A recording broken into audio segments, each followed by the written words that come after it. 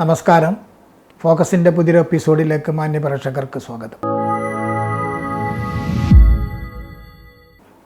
ഇന്ന് ഫോക്കസിൽ നമ്മുടെ അതിഥിയായി എത്തിയിരിക്കുന്നത് കേരളം ഈയിടെ കണ്ടു പരിചയിച്ച അല്ലെങ്കിൽ വളരെ അടുത്തറിഞ്ഞ, കേരളം പെട്ടെന്നൊന്നും മറക്കാനിടയില്ലാത്ത ഒരു മനുഷ്യൻ്റെ മുഖമാണ് മനാഫ്. അസ്സലാമു അലൈക്കും. വലൈഹിസ്സലാം. മനാഫ് ഇപ്പോൾ ഒരുപാട് ധാരാളം ഇൻ്റർവ്യൂകളൊക്കെ പലരുമായിട്ട് സംസാരിക്കുക, ഈ വിഷയത്തെക്കുറിച്ചൊക്കെ ഒരുപാട് സംസാരിക്കുകയൊക്കെ ചെയ്തിട്ടുണ്ടാവും. നമ്മൾ നിങ്ങളുടെ ഈ സ്ഥാപനം ഈ ടിമ്പർ ബിസിനസ്സാണല്ലോ നിങ്ങൾക്ക് ഫാമിലി. അപ്പം ഈ സാഗർ കോയ എന്നുള്ള പേര് എങ്ങനെയാണ് ഉണ്ടാവുന്നത്? വാപ്പ കർണാടകയിൽ സാഗർ എന്ന് പറഞ്ഞ സ്ഥലത്ത് ജനിച്ചു വളർന്ന ആളാണോ? അല്ല, ഇവിടെ കോഴിക്കോട് കിണാശ്ശേരിയിലാണ് ജനിച്ചു വളർന്നത്. സ്വദേശം കിണാശ്ശേരിയാണ്. നമ്മളെ അവിടെ സാഗർ എന്ന് പറഞ്ഞ സ്ഥലത്ത് മുനിസിപ്പൽ ചെയർമാനേനും പിന്നെ നമുക്ക് സാഗറിൽ ബിസിനസ് ഉള്ളതാണ്. സാഗർ ഒരു കർണാടകയിലെ ഒരു സ്ഥലപ്പേരാണ്, സ്ഥലത്തിൻ്റെ പേരാണ്. അപ്പം കെ മുഹമ്മദ് കോയ എന്നാ പേര്, പക്ഷെ നാട്ടുകാർ സാഗർ കോയ എന്നാണ് വിളിക്കല് വാപ്പനെ. അപ്പം വാപ്പൻ്റെ മരണശേഷം ഞാൻ സ്ഥാപനത്തിൻ്റെ പേരും മാറ്റി സാഗർ കോയ ടിമ്പർ എന്നാക്കി. ഫാദർ മരിക്കുന്നത് വരെ പേര് സാഗർ കോയ എന്നല്ല, ബിസിനസിൻ്റെ പേര് വേറെ. ഫാദർ മരണശേഷം അദ്ദേഹത്തിൻ്റെ ഓർമ്മയ്ക്ക് വേണ്ടിയാണ്. അതെ, ഏതൊരു മക്കൾക്കും അതെ ഫാദർ ഒരു പ്രൈഡ് ആവണമല്ലോ. അതെ അതെ, എൻ്റെ ഫാദർ എനിക്ക് ഒരു പ്രൈഡാണ്. ഞാൻ ആ ഫാദറിൻ്റെ മോനാണെന്നുള്ളതിൽ അഭിമാനിക്കുന്നുണ്ട്. തീർച്ചയായിട്ടും അപ്പം എൻ്റെ സ്ഥാപനത്തിൻ്റെ പേര് അറിയപ്പെടേണ്ടത് സാഗർ കോയ ടിമ്പർ എന്നാണ്. ഈ ബിസിനസ്സിന് എത്ര വർഷത്തെ പഴക്കമുണ്ട്? നമ്മൾ പൂർവികമായിട്ട് തുടങ്ങിയ പരമ്പരയായിട്ട് ഇങ്ങനെ വരുന്നതാണ്. മനാഫാണോ മൂത്തത്? ആൺകുട്ടികളിൽ ഞാനാ മൂത്തത്. 2 സിസ്റ്റേഴ്സ് ഇത്താത്തമാരാണുള്ളത്. ഓക്കെ. അവരൊക്കെ കല്യാണം കഴിഞ്ഞ് പോയി. എവിടെയായിരുന്നു സ്കൂളൊക്കെ പഠിച്ചത്? ഞാൻ 2ാം ക്ലാസ് വരെ ഇവിടെ പഠിച്ചതിന് ശേഷം പിന്നെ വീണ്ടും അവിടെ പോയിട്ട് കർണാടകയിലാണ് ബാപ്പൻ്റെ കൂടെ പഠിച്ചത്. നമുക്ക് അവിടെ സ്വന്തമായിട്ട് സ്കൂൾ കാര്യങ്ങളൊക്കെ ഉണ്ട്. 2ാം ക്ലാസ്സിൽ തന്നെ അവിടെ എത്തി. എനിക്ക് ഈ ഭാഷ മലയാളം അല്ലാതെ വേറെ ഒന്നും അറിയില്ല. അപ്പോൾ ഉറുദു പഠിക്കേണ്ടി, ഉറുദു സ്കൂളിലാണ് പഠിച്ചത്. ഉറുദു സ്കൂളിൽ പഠിച്ച് ഫാദർ വലിയ നേതാവായതുകൊണ്ട് കച്ചവടക്കാരൻ. ഫാദർ പൊളിറ്റിക്സിലുണ്ടായിരുന്നോ? ഫാദർ മുസ്ലിം ലീഗിൻ്റെ കർണാടകൻ്റെ സ്റ്റേറ്റ് സെക്രട്ടറി, വൈസ് പ്രസിഡന്റ് സ്ഥാനങ്ങളൊക്കെ ആയിരുന്ന ആളാണ്. സ്റ്റേറ്റിൻ്റെ കമറുൽ ഇസ്ലാം. അങ്ങനെ. നിങ്ങളെ ഏത് പ്രായത്തിലാണ് ഫാദർ മരിക്കുന്നത്? ഫാദർ 2011 മരിക്കുന്നത്. 2011 പഠിച്ചത്. അപ്പം നിങ്ങൾ കർണാടകയിൽ എത്ര വരെയാണ് പഠിച്ചത് അവിടുത്തെ സ്കൂളിലൊക്കെ? കർണാടകയിൽ ഞാൻ പിന്നെ അവിടുന്ന് 7ാം ക്ലാസ് വരെ കർണാടക സ്കൂളിലാണ്. പക്ഷേ ഈ 7ാം ക്ലാസ് വരെ 2 മുതൽ 7 വരെ ഞാൻ ജീവിച്ചത് ഫാദറിൻ്റെ കൂടെ അല്ല ഫുള്ളായിട്ട്. ഞാൻ എൻ്റെ ഫാദറിൻ്റെ കൂടെ ജോലി ചെയ്യുന്ന ജോലിക്കാരെ വീട്ടിലാണ് ജീവിച്ചത്. എന്താ കാരണം? ഫാദർ ഫുൾ ബിസിയാണ്. ഇവിടെ ഉമ്മക്ക് പെങ്ങന്മാരെ നോക്കാനുണ്ടാവും. പിന്നെ അപ്പോൾ കർണാടകയിൽ ഫാദറും അദ്ദേഹത്തിൻ്റെ ബിസിനസ്സും തൊഴിലാളികളും മാത്രമേ ഉണ്ടായിരുന്നുള്ളൂ? ഉമ്മയൊക്കെ ഇവിടെ തന്നെ നാട്ടിൽ തന്നെ? ഉമ്മ വന്നു പോകും. ഉമ്മയും പെങ്ങന്മാരൊക്കെ വന്നു പോകും. അതിൻ്റെ ഇടയിൽ ഒരു കൊല്ലത്തോളം എന്തോ കുറച്ചു കാലം ഉമ്മയും പെങ്ങന്മാരൊക്കെ അവിടെ ഉണ്ടായിരുന്നു. പിന്നെ കോളേജ് വിദ്യാഭ്യാസമൊക്കെ?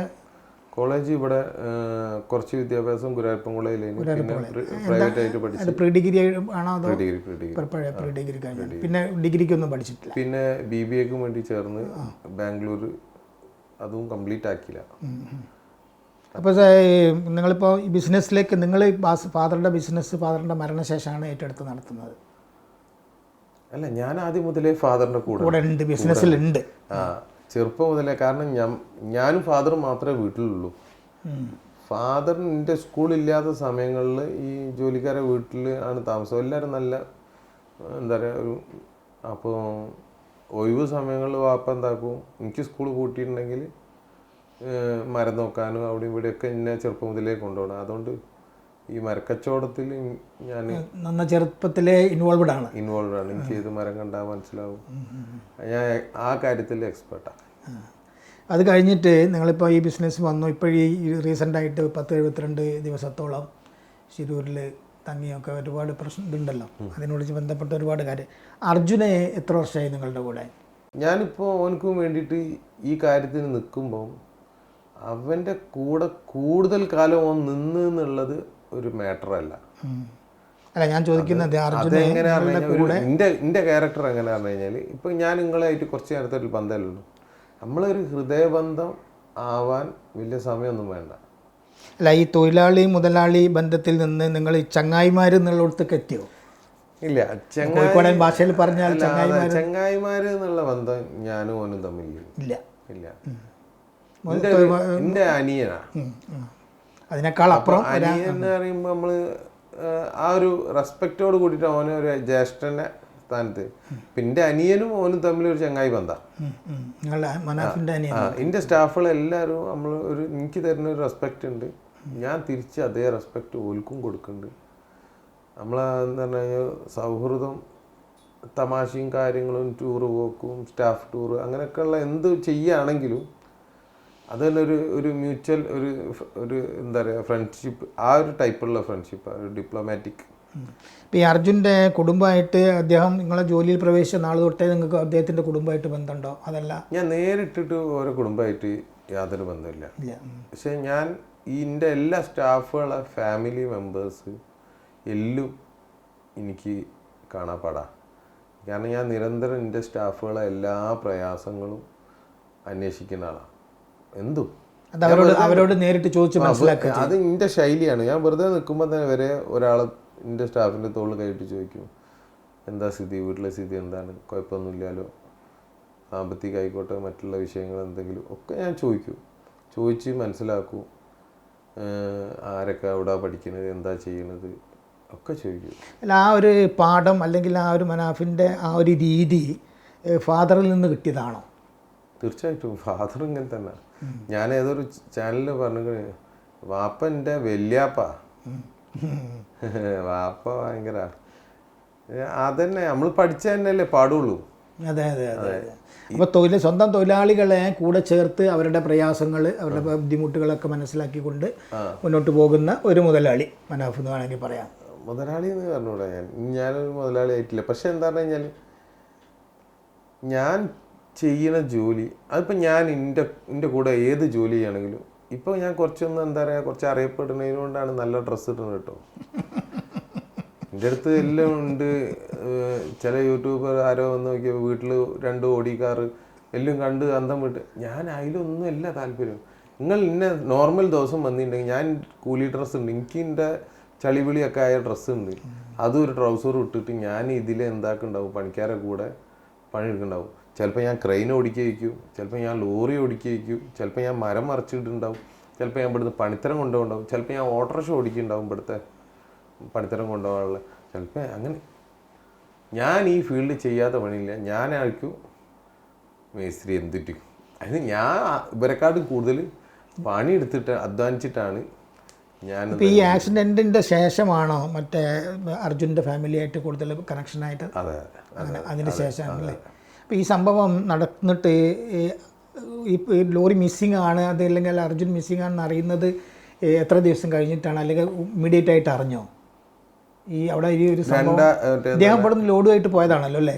ഇവിടുന്ന് ലോഡായിട്ട് കുറേ ദിവസം മുന്നേ പോയത്, 8-ാം തീയതി എന്തോ പോയതാണ്. ജൂലൈ 16-ാം തീയതിയാണ് സംഭവം ഉണ്ടാകുന്നത്. അപ്പോൾ സാധാരണ ലോഡുമായിട്ട് പോയാൽ ഇടയ്ക്ക് നിങ്ങളെ വിളിക്കുമോ? ഫോണിലൊക്കെ കോൺടാക്ട് ചെയ്യും, ഡെയിലി ഒരു പ്രാവശ്യം ഇന്നായിട്ട്. എൻ്റെ അനിയനായിട്ട് ഫുൾ ടൈം ഫോണിലാണ്, ഫുൾ ടൈം ഫോണിൽ. അനിയനായിട്ടാണ് കൂടുതൽ ബന്ധം അല്ലേ? അനിയനാണ് ഇതിൻ്റെ ഒരു ഏതാണ്ട് സമപ്രായക്കാരാണ്. അതാണ്. പിന്നെ ഞാൻ എന്താ പറഞ്ഞു കഴിഞ്ഞാൽ ഈ അനിയൻ്റെതൊക്കെ പറഞ്ഞു കഴിഞ്ഞാൽ അനിയനാണ് ഇതിൻ്റെ മരം എവിടെ നിന്ന് എടുക്കണം, എവിടെ ഇതാക്കണം, ഇങ്ങനത്തെ ഡിപ്പാർട്ട്മെൻറ്റ്, മെയിൻ്റെനൻസ് ഡിപ്പാർട്ട്മെൻറ്റ് അനിയൻ്റെ.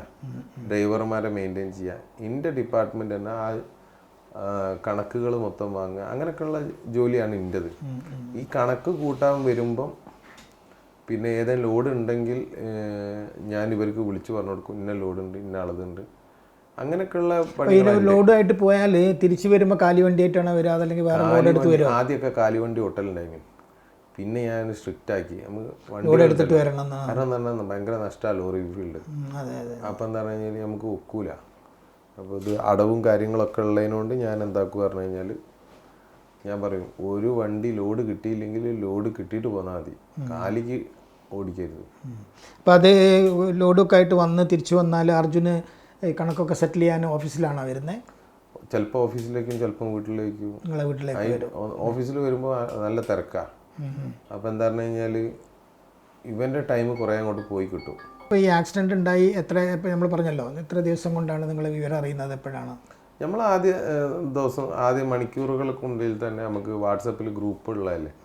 അനിയൻക്ക് ലോറി ഗ്രൂപ്പുകൾ പലതുള്ള. അപ്പം ഇങ്ങനെ ഒരു ആക്സിഡൻറ്റ് നടന്നിക്കണ് ഇന്ന സ്ഥലത്ത് എന്നുള്ള. അപ്പം നമ്മൾ ചെക്ക് ചെയ്ത് നോക്കുമ്പോൾ ഒരു വണ്ടി നമ്മളത് അതിൽ പെട്ടിട്ടുണ്ട്. അവിടെയാണ് അവസാനം സ്റ്റോപ്പ് ചെയ്തത്. അപ്പോൾ നിങ്ങൾ ഉടനെ തന്നെ എല്ലാവരും ഇവിടുന്ന് അതിനുള്ള പണികളൊക്കെ എടുത്തിട്ട് നിങ്ങൾ അങ്ങോട്ട് പോയി അല്ലേ? പിന്നെ ഏതാണ്ട് മുബീന ആദ്യം പോയി. മാധ്യമങ്ങളിലൂടെ ഒക്കെ നമുക്ക് അറിയാൻ കഴിഞ്ഞത് എന്താണെന്ന് വെച്ചാൽ ഏതാണ്ട് 72 ദിവസത്തോളം നിങ്ങൾ അവിടെ വീട് വാടകയൊക്കെ എടുത്തൊക്കെ താമസിച്ചിട്ട് ആണ് ഈ രക്ഷാപ്രവർത്തനങ്ങൾക്ക് നേതൃത്വം നൽകിയതൊക്കെ. മറ്റേ ഞാൻ ലോഡ്ജിലേനും. പിന്നെന്താ, സാമ്പത്തികം വലിയൊരു ഘടകമാണല്ലോ. എത്ര പൈസ ചിലവാണ്. 1500 റുപ്യൻ്റെ അടുത്ത് റൂമിന് കൊടുക്കണം. അതൊക്കെ കൂടി ആകുമ്പോൾ ഒരു റൂം മതിയാവില്ല. എൻ്റെ കൂടെ ഒരു പറ്റം ആളുകളും ഉണ്ട്. ചിലപ്പോൾ ഞാൻ ഒറ്റയ്ക്കും, ചിലപ്പം കുറേ ആളുണ്ടാവും. അപ്പോൾ ഇവർക്കൊക്കെ ലോഡ്ജിൽ 2 ആൾ കൂടുതൽ അനുവദിക്കൂലല്ലോ. ചിലപ്പോൾ ഒരു എക്സ്ട്രാ ബെഡ്. ആ ഇതിൽ ആ ദൗത്യത്തിൽ വാസ്തവത്തിൽ കാർവാർ MLA അതുപോലെ അഷ്റഫ് MLA ഒക്കെ വലിയ പങ്ക് വഹിച്ചു. എല്ലാവരും ഉദ്യോഗസ്ഥന്മാരിൽ നിന്നൊക്കെ ഒരു പിന്തുണ ഉണ്ടായിട്ടുണ്ട്, പ്രയാസങ്ങളും ഉണ്ടാക്കിയിട്ടുണ്ട് അവരിൽ. അതുണ്ടാവും. അതെന്തുകൊണ്ടാണ്? നമ്മൾ കേരളീയരായതുകൊണ്ടാണ്. അപ്പോൾ അവർക്ക് അങ്ങനെ ഒരു ആറ്റിറ്റ്യൂഡ് ഉണ്ടായോ? ഒരേ മൊത്തത്തിൽ എന്താ പറഞ്ഞു കഴിഞ്ഞാൽ ഒരു പ്രത്യേക വിഭാഗം ആളുകളാണ്. അപ്പോൾ അതിൻ്റെ പോരായ്മകളും അവർക്കുണ്ട്. അതുകൊണ്ടാണല്ലോ അയാൾ ചോദിച്ചത് ആർക്കാണ് എത്ര സ്വാധീനം എന്നുള്ളത് അല്ലേ? ഇതിൻ്റെ ഉള്ളിൽ കിടക്കുന്ന ആൾക്കാണോ അല്ലെങ്കിൽ മുതലാളിക്കാണോ എന്നൊക്കെ ഉള്ള അതാ ഒരു വികാരത്തിന് അറിയില്ല. ഓരോ വിചാരം ഡിഫറൻ്റ് ആണ്. അങ്ങനെയൊക്കെ ഉണ്ടെങ്കിലേ, സ്വാധീനം ഉണ്ടെങ്കിലേ ഇങ്ങനെയൊക്കെ സംഭവിക്കുള്ളൂ എന്നാണ് ഒരു ചിന്തിക്കുന്നത്. മലയാളികളുടെ മാതൃക അവർക്ക് അത്ര ഇഷ്ടപ്പെടില്ല. ഈ ഒരു പ്രത്യേകിച്ചും ഒരു ഐക്യവും സൗഹാർദ്ദവും ഒക്കെ. അതെ, ഓരൊക്കെ ശരിക്കും ഒരു 2 മാസം കോഴിക്കോട് വന്ന് താമസിക്കണം എന്നുള്ള അഭിപ്രായക്കാരാണ്. ഈ നിങ്ങളുടെ ലോറിയുടെ പാർട്സ് കിട്ടിക്കഴിഞ്ഞപ്പോൾ എന്തായിരുന്നു മനസ്സിൽ അന്നേരം തോന്നിയത്? അല്ല, ഞാൻ ഒരു കാര്യം എനിക്കും എൻ്റെ ആളുകൾക്കും തീർച്ചയായിട്ടും, അർജുൻ്റെ അടക്കമുള്ള ആളുകൾക്ക് തീർച്ചയായിട്ടും അറിയാലോ അവിടെയാണ് നമ്മൾ അവസാനമായിട്ട് അർജുൻ. പിന്നെ ആരും വിശ്വസിച്ചിട്ടില്ലെങ്കിലും നമ്മളൊരു വിശ്വാസം ഉണ്ടല്ലോ, ദൃഢമായ വിശ്വാസം. അതായത് അർജുൻ ലോറിക്കകത്ത് ഉണ്ടാകും എന്നുള്ളൊരു വിശ്വാസം മനാഫിനുണ്ടായിരുന്നു. അതെനിക്ക് ആദ്യം മുതലേ ഞാൻ പറയുന്നുണ്ട്. പുറത്തിറങ്ങി അത് ആരോ ഒരാളെ വീഡിയോ ഒക്കെ ഞാൻ കണ്ടിരിക്കണ്. ഒരു 10 മിനിറ്റ് മുന്നേ പോകുമ്പോൾ വരെ അർജുൻ അവിടെ ചായ കുടിച്ചിരുന്നു. ഇത് പിന്നെ ഇതിൻ്റെ ഇടയിൽ കുറേ ആളുകൾ മുതലെടുക്കാൻ അവിടെ കണ്ട് ഇവിടെ കണ്ട് അങ്ങനെ പല ഇതങ്ങനെയാണല്ലോ. ചായ കുടിച്ച് കുത്തിരിക്കണ്ടായിരുന്നു. ഏതോ ഒരു വീഡിയോ കണ്ട് 8 ദോശ ഓർഡർ ചെയ്ത് ആരോ ഒരാൾ. അത് ഒക്കെ ഇങ്ങനെ പറഞ്ഞ കേൾക്കാം. ഞമ്മക്ക് അത് എന്താ പറഞ്ഞു കഴിഞ്ഞാൽ അങ്ങനെ ഞാനതൊക്കെ ശ്രദ്ധിക്കലുണ്ട്. പക്ഷേ നമുക്കൊരു വിശ്വാസമുണ്ട്. സാധാരണ ഒരു ലോഡ് ആയിട്ട് പോയാൽ അർജുന് എത്ര ദിവസം കഴിഞ്ഞിട്ടാണ് തിരിച്ചു വരിക? കൃത്യമായിട്ട് എന്തായാലും പറയാൻ കഴിയില്ല. 2 ആഴ്ച എന്തായാലും 2 ആഴ്ച എടുക്കും. പിന്നെ ഒരു ട്രിപ്പ് രണ്ടാമത് വീണ്ടും ഒരു ട്രിപ്പ് പോകാൻ എത്ര ബ്രേക്ക് ചെയ്തിട്ടാണ് പോവുക പുള്ളി? 2 ദിവസം റെസ്റ്റ് എടുക്കൂലേ? അല്ലേ? 2 ദിവസം വീട്ടുകാരെ കൂടെ ഒക്കെ നിന്നിട്ട് വീണ്ടും പോകുന്നത്. അർജുന് ശരിക്കും എത്ര പ്രായമുണ്ട്? 30 വയസ്സ്. മനാഫിനോ? എനിക്ക് 43 വയസ്സ്. ഈ അർജുന് ഈ 30 വയസ്സ് പ്രായത്തിലാണ് ഇപ്പോൾ ആ കുടുംബത്തിന് അർജുന് നഷ്ടമായിരിക്കുന്നത്. അർജുൻ്റെ വൈഫിന് ഒരു ജോലി പുതുതായിട്ട് കിട്ടിയല്ലോ ബാങ്കിൽ. അത് ആരുടെ ശ്രമം കൊണ്ട് വന്നാണ്? മലയാളികളുടെ ശ്രമം കൊണ്ട്. അതുകൊണ്ട് എന്ന് പറഞ്ഞാൽ ഈ വേങ്ങേരി സർവീസ് കോപ്പറേറ്റീവ് ബാങ്കിലാണ് നേരത്തെ ടെസ്റ്റ്. അതെ, ആ ബാങ്കിലുള്ള ആളുകൾ അതിന്റെ മാനേജ്മെന്റ് ഒക്കെ നല്ല മനുഷ്യന്മാരാണ്. ഓരെന്നെ സ്വയം കൊടുത്തതാണ്. സ്വയം ഓരെന്നെ കൊടുത്തോളാം എന്നുള്ള. ആ കുട്ടി പഠിച്ച കുട്ടിയാണ് തോന്നുന്നു. ഈ അടുത്ത് വരെ എപ്പോഴും പഠിച്ചുകൊണ്ടിരിക്കുന്നത്. എൻ്റെ ഭാര്യ ഡിഗ്രി എന്തോ കഴിഞ്ഞ ക്ലറിക്കൽ പോസ്റ്റാണല്ലോ കുട്ടി കിട്ടിയത്. ഡിഗ്രി കഴിഞ്ഞ് പിന്നെ എന്തൊക്കെ പഠിക്കുന്നുണ്ട് അല്ലേ? അർജുൻ്റെ വീട്ടിൽ ആരൊക്കെയാണുള്ളത്? ഫാദറും മദറും കൂടാതെ ഒരു ചേച്ചി ഉണ്ട്, ഒരു അനിയത്തി, ഒരു അനിയനുണ്ട്. അനിയൻ എന്താ ചെയ്തുകൊണ്ടിരിക്കണേ? MSc എന്താ പറയുക, BSc ഇലക്ട്രോണിക്സ് എന്തോ കഴിഞ്ഞാലാണ്. BSc നഴ്സിംഗ് ആണ് പെങ്ങള്. വലിയ സാമ്പത്തിക പ്രയാസം ഇല്ലാത്തൊരു കുടുംബമാണ് അല്ലേ? അല്ലേ? സാധാരണ ഒരു മീഡിയം സാമ്പത്തികമൊന്നും ഒന്നുമില്ല. നമ്മുടെ നാട്ടിലുള്ള രാഷ്ട്രീയ പ്രവർത്തകരിൽ പ്രത്യേകിച്ച് രാഘവേട്ടന് MP പിന്നെ മറ്റുള്ള രാഷ്ട്രീയ പ്രവർത്തകരൊക്കെ ഒരുപാട് പിന്തുണ നൽകിയില്ലേ? ഓ തീർച്ചയായിട്ടും പക്ഷെ നിങ്ങളെ മാനസികമായി തകർത്തതിൽ ഒരു സോഷ്യൽ മീഡിയക്ക് നല്ലൊരു പങ്കുണ്ടല്ലേ? തീർച്ചയായിട്ടും ഉണ്ടല്ലേ? എങ്ങനെയാണ് ആ ഒരു പ്രതിസന്ധി, ആ പ്രയാസം നേരിട്ടത്? അങ്ങനെയല്ല, ഞാൻ എന്താണെന്ന് കഴിഞ്ഞാൽ എനിക്ക് ചന്ദന ബിസിനസ്സാണ്. അതിൻ്റെ ഉള്ളിൽ ഗോൾഡ് കടത്തുന്ന പരിപാടി ഉണ്ട്, കള്ളപ്പണം കൊണ്ടുവരുന്ന പരിപാടി ഉണ്ട്, അതിൽ കള്ളറുണ്ട്. ആ അറൻ്റെ ഉള്ളിൽ പല രഹസ്യങ്ങളുണ്ട്. ഇത് പല ഘട്ടങ്ങളിൽ ഇങ്ങനത്തെ ഓരോന്നാണ് വരിക. പിന്നെ നക്സലുമായിട്ട് ബന്ധമുണ്ട് എനിക്ക്. ഞാൻ മഹാരാഷ്ട്രയിലെ നക്സലുകളുടെ മെയിൻ ആളാണ് ഞാൻ. ചില ആളുകൾ നേതാവൊക്കെ ആക്കി അവിടുന്ന് കണ്ണ് കെട്ടിയിട്ട് പല എന്താ പറയുക സിനിമാ കഥകളെ വെല്ലുന്ന മാതിരിയൊക്കെ കഥകൾ ഉണ്ടാക്കി വിട്ടിക്കണ്. അർജുൻ്റെ കണ്ണ് കെട്ടിയിട്ട് ലോറിയിൽ മാറ്റി ഇരുത്തിയിട്ട് ഈ ലോറി കയറി നക്സൽ കാട്ടിൻ്റെ ഉള്ളിൽ കയറി നക്സലുകളുടെ താവളത്തിലെത്തുമല്ലോ. അതേ സോഷ്യൽ മീഡിയ തന്നെയാണ് മനാഫിൻ്റെ ഈ നന്മ തിരിച്ചറിഞ്ഞ് ഇപ്പോൾ അതെ രണ്ടും ഉണ്ട്. സോഷ്യൽ മീഡിയയിൽ രണ്ടും ഉണ്ടാവും. നല്ലത് ചെയ്ത ഒരു ദിവസം നല്ലത് തന്നെ സംഭവിക്കുള്ളൂ. ഈ അർജുനെ ഇപ്പോൾ പറഞ്ഞല്ലോ, ഇത് അനിയനായിട്ടാണ് കൂടുതൽ അടുത്ത സുഹൃത്ത് ബന്ധം നിങ്ങളായിട്ട്. ഈ അർജുൻ്റെ ഓർമ്മയ്ക്ക് വേണ്ടി എന്താണ് ചെയ്യാൻ ഉദ്ദേശിക്കുന്നത്? അർജുൻ്റെ ഓർമ്മയ്ക്ക് വേണ്ടിയിട്ട് വണ്ടിക്ക് അവൻ്റെ പേരിടണമെന്ന് ആഗ്രഹം ഉണ്ടായിരുന്നു. പക്ഷെ അവൻ്റെ വീട്ടുകാർക്ക് അതിനോട് ബുദ്ധിമുട്ടുണ്ട്, താല്പര്യമില്ല. അപ്പം ഞാൻ ശ്രമം വേണ്ടെന്ന് വെച്ചു. അത് ഒരു മനസ്സിലാക്കണം. ഞാൻ നേരത്തെ പറഞ്ഞു എൻ്റെ ഫാദർ എൻ്റെ പ്രൈഡാണ്. ആ ലോറിൻ്റെ മുകളിൽ സാഗർ കോയ ടിമ്പർ എന്നാ ആ പേര് മാറ്റിയിട്ട് അർജുൻ എഴുതാൻ ഉദ്ദേശിച്ച മനസ്സുകൊണ്ട്. അപ്പം ഞാൻ എത്ര വില കൊടുക്കുന്നുണ്ട്. അത്രയേറെ നിങ്ങൾ ഇഷ്ടപ്പെട്ട ഒരാളാണ് അർജുൻ. അത് അവർക്ക് ഇഷ്ടമല്ല. അപ്പം ഞാൻ ആ ശ്രമം ഉപേക്ഷിച്ചു. അതല്ലാത്ത നിലയിൽ അർജുൻ്റെ ഓർമ്മ നിലനിർത്താൻ എന്തെങ്കിലും ഒരു അല്ല, ഓർമ്മ നിലനിർത്താൻ എപ്പോഴും ജീവിതകാലം മുഴുവൻ മനസ്സിലുണ്ടാവും. ഓൻ്റെ ആ പുഞ്ചിരി. അദ്ദേഹത്തിൻ്റെ കുട്ടിക്ക് വേണ്ടി എന്താ ചെയ്യാൻ ഉദ്ദേശിക്കുന്നത്? അല്ല, ഞാൻ എൻ്റെ കുട്ടിയായിട്ട് ചെറിയ മോനാണല്ലോ. എത്ര പ്രായമുള്ള? എത്ര പ്രായമുണ്ട്? 3 വയസ്സായിട്ടുണ്ടാവും. അത്രേ ഉള്ളൂ. 3 ആയിട്ടാവില്ല. അത്രേ ഉള്ളൂ അല്ലേ? മനാഫിന് എത്ര കുട്ടികളാണ്? എനിക്ക് 3 കുട്ടികളാണ്. 3 കുട്ടികൾ. വൈഫ് വർക്കിംഗ് ഒന്നുമില്ലല്ലോ? ഇല്ല, വൈഫ് MSc മാത്തമാറ്റിക്സ് ഒക്കെ കഴിഞ്ഞതാണ്, BEd കഴിഞ്ഞാണ്. പക്ഷെ എൻ്റെ കുട്ടികൾ 3 ചെറിയ കുട്ടികളാണ്. അപ്പം എത്ര മൂത്ത കുട്ടിക്ക് എത്ര പ്രായമായി? മൂത്ത കുട്ടിക്ക് 8 വയസ്സ്. 8 വയസ്സ് പ്രായമായി. നിങ്ങൾ വീട്ടിൽ ഉമ്മയും വൈഫും ഒക്കെ ആയിട്ടാണ് കഴിഞ്ഞു കൂടുന്നത്? എല്ലാവരും കൂട്ടുകുടുംബമായിരുന്നു. ഈ സംഭവത്തോട് ബന്ധപ്പെട്ട് ഇനിയും ഒരുപാട് പ്രശ്നങ്ങൾ വരുമെന്ന് തോന്നുന്നുണ്ടോ? അല്ല, ഈ സംഭവങ്ങളായിട്ടൊന്നും ഇനി പ്രശ്നം. ഇനി സോഷ്യൽ മീഡിയ ഇനിയിപ്പോൾ ഈ ഹൈപ്പിൽ നിൽക്കുന്നത് ഇനി താഴേക്ക് ഇറക്കാൻ എല്ലാ ശ്രമങ്ങളും ശ്രമിക്കും. അതെന്തായാലും ഞാൻ ഇതിലൊന്നും എൻ്റെ ആദ്യം എനിക്ക് നല്ല സമയമല്ലല്ലോ തോന്നുന്നു. എനിക്ക് മോശം സമയമാണല്ലോ സോഷ്യൽ മീഡിയ തന്നത്. നമ്മൾ നല്ല സമയത്തിലും ഞാൻ ഇനി എത്ര ആകാശം വിട്ട വളർന്നാലും ഞാൻ ഇതേമാതിരി ഉണ്ടാവും. ഞാൻ ഭൂമിയോളം താന്നിട്ട് ജീവിക്കണം എന്ന് ആഗ്രഹിക്കുന്ന ആളാണ്. അതായത് നമുക്ക് ഇതിലൊരു ഫേമസും ആവശ്യമില്ല. ഇനി എന്നെ കുറ്റം പറഞ്ഞാലും കുഴപ്പമില്ല, ഒന്നുമില്ല. നമ്മൾ ചെയ്യാനുള്ളതൊക്കെ ചെയ്ത് ഗൾഫിൽ ജോലി ചെയ്തിട്ടുണ്ടോ?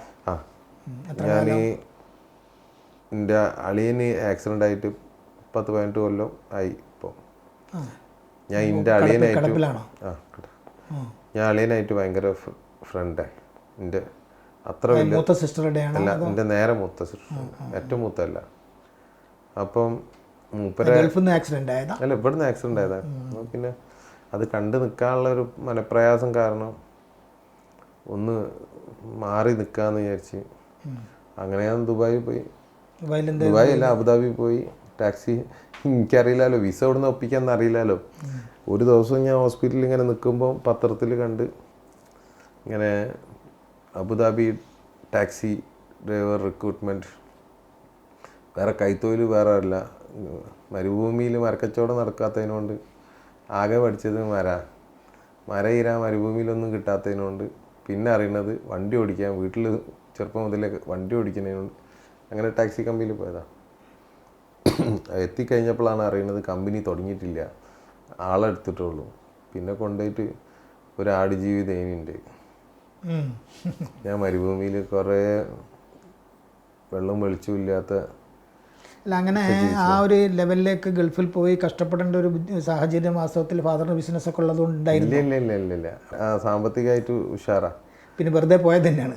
എനിക്ക് ഇവിടുന്ന് മാറേണ്ടി വന്നു. മാറി നിൽക്കേണ്ട ഒരു സാഹചര്യം വന്നപ്പോൾ പോയത്. മാറി നിൽക്കാൻ പറഞ്ഞാൽ മെൻ്റലി ഞാൻ വെറും 1.5 കൊല്ലം ഞാൻ അളിയനായിട്ട് ഹോസ്പിറ്റലിൽ അങ്ങനെ തന്നെ ഹോസ്പിറ്റലിൽ തന്നെ ആ അളിയനെ ഓരോ ദിവസവും ഞാനൊന്ന് റെഡിയായി വരാൻ വേണ്ടി പ്രാർത്ഥിക്കുന്ന ആളാണ്. ഈ ഡിപ്പോയിൽ നിങ്ങൾ സാഗർ കോയ ഡിപ്പോയിൽ എല്ലാ തരം മരങ്ങളും ഉണ്ടോ? എല്ലാ മരവും ഉണ്ട്. തേക്ക് എല്ലാം ഉണ്ട്. എല്ലാം ഉണ്ട്. എല്ലാ ടൈപ്പും മരം. ഇപ്പോഴും പഴയതുപോലെ തേക്കിന് തന്നെയാണ് ഡിമാൻഡ് ആളുകളുടെ ഇടയിൽ. കോസ്റ്റ്ലി ആണെങ്കിലും തേക്ക് ഇരുളൊക്കെ മലേഷ്യൻ ഇരുൾ ഉണ്ടാവും. എല്ലാം ഉണ്ട്. എല്ലാം ഇമ്പോർട്ട് ചെയ്യാറുണ്ടാവും. എനിക്ക് മലേഷ്യയിൽ സ്ഥാപനം ഉള്ളതാണ്. ഞാൻ മലേഷ്യയിൽ മംഗലാപുരത്ത് പോർട്ടിലാണോ വരുന്നത്? അല്ല, തൂത്തുക്കുടി. നേരത്തെ മംഗലാപുരത്തൊക്കെ വരാറുണ്ടായിരുന്നു. ഇപ്പോഴും ഉണ്ട്. നമുക്ക് കുറച്ചും കൂടി ഒന്ന് സുഖം തൂത്തുക്കുടിയാണ്. അത് ഇനീഷ്യൽ സ്റ്റേജിൽ മംഗലാപുരത്ത് ആദ്യം വന്ന്. അതെ ആദ്യം ഫസ്റ്റിൽ ബോംബെയിലുള്ള ഒരു ടീം കൊണ്ടുവന്ന് ജവഹർ സോമില്ലേരാണ് ഫസ്റ്റ് കൊണ്ടുവന്നത്. ഞാനവിടെ കുറച്ച് കാലം പോർട്ടിലുണ്ടായിരുന്നു. മരമായിട്ട് നമുക്ക് ഒരു അടുത്ത ബന്ധമുണ്ട്. കുടുംബമൊക്കെ ഈ മര വ്യവസായമായിട്ട് ബന്ധപ്പെട്ട ആൾക്കാരാണ്. നമ്മളെ ഫാദറിൻ്റെ അളിയനുണ്ട്, കുന്താപുരം വീരാങ്കാർ, വലിയ അറിയപ്പെടുന്ന മരക്കച്ചവടക്കാരനെ. മൂപ്പരും പോർട്ടിൽ മരം ഇറക്കി കൊണ്ടുവരുത്തുന്നുണ്ട്. ഇപ്പോൾ മനാഫ് ഇപ്പോൾ സത്യത്തിൽ വല്ലാത്തൊരു കമ്മിറ്റ്മെൻറ്റാണ് നിങ്ങൾ ഈ ഏറ്റെടുത്ത ഈ ഒരു കാര്യത്തിൽ. നിങ്ങൾക്ക് വേണമെങ്കിൽ അവിടെ ആ ദൗത്യമൊക്കെ ഉപേക്ഷിച്ച് ഇരിക്കായിരുന്നു. പക്ഷെ അതിന് പകരം തൻ്റെ തൊഴിലാളിക്ക് വേണ്ടി കഴിയാവുന്നതിൻ്റെ മാക്സിമം ചെയ്തതുകൊണ്ടാണ് നിങ്ങൾ പലപ്പോഴും നിങ്ങളെ ഇപ്പോൾ കേരളം സ്നേഹിച്ചു തുടങ്ങിയത്. ഈ ഒരു കമ്മിറ്റ്മെൻറ്റ് എന്തിനായിരുന്നു? കമ്മിറ്റ്മെൻറ്റ് എല്ലാവർക്കും വേണം. ആരായാലും ഒരാളോട് ഒരു കമ്മിറ്റ്മെൻ്റ് ഉണ്ട്. അതൊരു ഭർത്താവ് ഭാര്യനോടൊരു കമ്മിറ്റ്മെൻറ്റ് കാണിക്കേണ്ടതുണ്ട്. മക്കൾ രക്ഷിതാക്കളോടൊരു കമ്മിറ്റ്മെൻറ്റ് കാണിക്കേണ്ടത്. എടുത്താൽ പൊന്താത്തൊരു വേർഡാണ് കമ്മിറ്റ്മെൻറ്റ്. എടുത്താൽ പൊന്താത്ത വേർഡാണ്. കമ്മിറ്റ്മെൻറ്റ് ചെയ്ത് കഴിഞ്ഞാൽ അത് പാലിക്കപ്പെടുന്ന വേണം. ഞാൻ എൻ്റെ ജോലിക്കാരോട് വില കൊടുത്തും പാലിക്കണം. എൻ്റെ ജോലിക്കാർക്ക് എനിക്കൊരു കമ്മിറ്റ്മെൻ്റ് ഉണ്ട്. തീർച്ചയായിട്ടും ആ കമ്മിറ്റ്മെൻറ്റിൻ്റെ പുറകെ പോവുക തന്നെ വേണം. അത് പോകുമ്പം നമുക്ക് പലതും നഷ്ടപ്പെടും. സ്വസ്ഥത നഷ്ടപ്പെടും, പണം നഷ്ടപ്പെടും, സമയം നഷ്ടപ്പെടും, ജീവിതം നഷ്ടപ്പെടും, ചിലപ്പോൾ ജീവൻ തന്നെ നഷ്ടപ്പെടും. പക്ഷെ കമ്മിറ്റ്മെൻറ്റ് ആയിരിക്കണം. ഇപ്പോൾ ഈ പുതിയ തലമുറ, ഞാനിപ്പോൾ ഒരു എഞ്ചിനീയറിംഗ് കോളേജിനെ റെപ്രസെൻ്റ് ചെയ്തിട്ട് കൂടിയാണ് നിങ്ങളുടെ മുമ്പാകെ ഇരിക്കുന്നത്. ധാരാളം കുട്ടികൾ നമ്മളെ കോളേജിൽ പഠിക്കുന്ന പുതിയ തലമുറയിൽപ്പെട്ട കുട്ടികളെ സംബന്ധിച്ചിടത്തോളം സൗഹൃദം എന്ന് പറയുന്നത് ആ ഒരു ചെറിയ നേരത്തേക്ക് വേണ്ടി മാത്രമുള്ള സാധനം. ഒരു ആയ്ഹോയി പരിപാടികളാണല്ലോ അവരുടെ കൂടുതലും. അപ്പോൾ പുതിയ കുട്ടികൾക്കൊക്കെ തന്നെ ഈ കമ്മിറ്റഡ് ആവുക, അല്ലെങ്കിൽ ഒരു സൗഹൃദത്തിനൊരു ആത്മബന്ധം ഉണ്ടാക്കുക എന്നുള്ളതിനെക്കുറിച്ച് അത്ര ബോധമല്ല. ഈ വേർഡ് തന്നെ ഉണ്ടല്ലോ, കമ്മിറ്റഡ് എന്നാണ്. ഞാൻ കമ്മിറ്റഡ് എന്ന് പറഞ്ഞു കഴിഞ്ഞാൽ ഞാൻ ഒരാളെ പ്രേമിക്കുന്നു എന്നുള്ള ഈ വേർഡിനെ ഒന്നായിട്ട് മോശമാക്കി കഴിഞ്ഞു. ഈ വേർഡിനെ, ഇത്ര നല്ല സുന്ദരമായ പവർഫുൾ വേർഡിനെ ഇപ്പം എന്താ പറഞ്ഞാൽ വേറൊരു ആൺകുട്ടി വന്ന് നിൽക്കുമ്പോൾ ആ പെൺകുട്ടി പറയും ഞാൻ കമ്മിറ്റഡാ.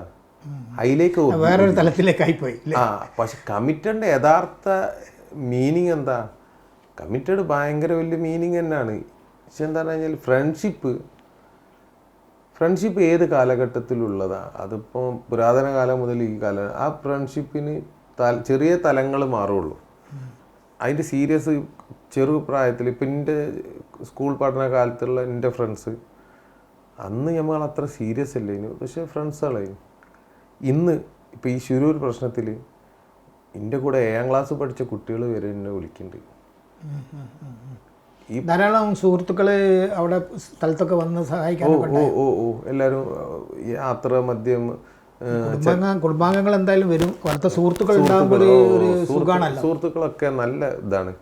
സുഹൃത്തുക്കൾ എങ്ങനെ ആവണം എന്ന് പറഞ്ഞാൽ നമ്മളെ വിജയത്തിൽ അസൂയപ്പെടാതെ നമ്മളെ വിജയം ആഘോഷിക്കുന്ന സുഹൃത്തുക്കളെ കിട്ടിയ വലിയ ഭാഗ്യമാണ്. അങ്ങനെയുള്ള സുഹൃത്തുക്കളുണ്ട്.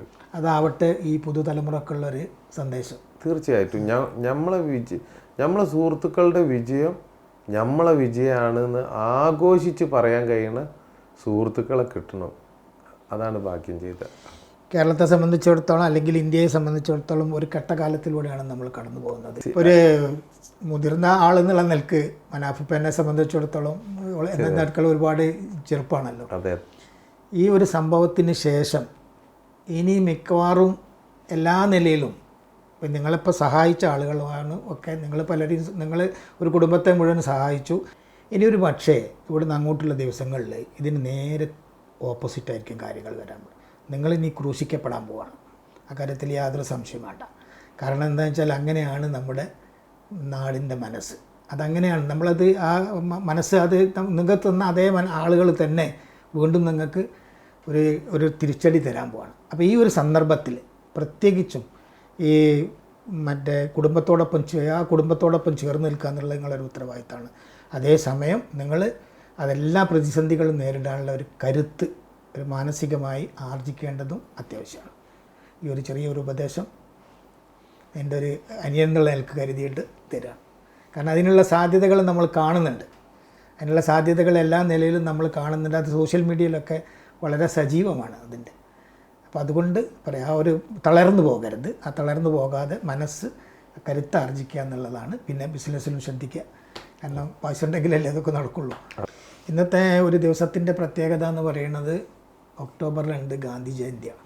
ഇന്ത്യയിലുള്ള എല്ലാ മനുഷ്യരെയും ഒരുപോലെ സ്നേഹിച്ച ഒരു മഹാനായ നമ്മുടെ രാഷ്ട്രപിതാവിൻ്റെ ജനന ദിവസമാണെന്ന്. വാസ്തവത്തിൽ ആ ഒരു അത്രയേറെ ആളുകളോട് എഴുതി ചേർന്ന് എല്ലാവരെയും ഒന്നിച്ച് നിർത്തിയ ഒരു മഹാമനുഷ്യൻ്റെ ജന്മദിനമായ ഇന്ന് മനാഫിനോട് പ്രത്യേകിച്ചും മനാഫ് ഒരു പ്രതീക്ഷയാണ്, ഒരു പ്രത്യാശയാണ്.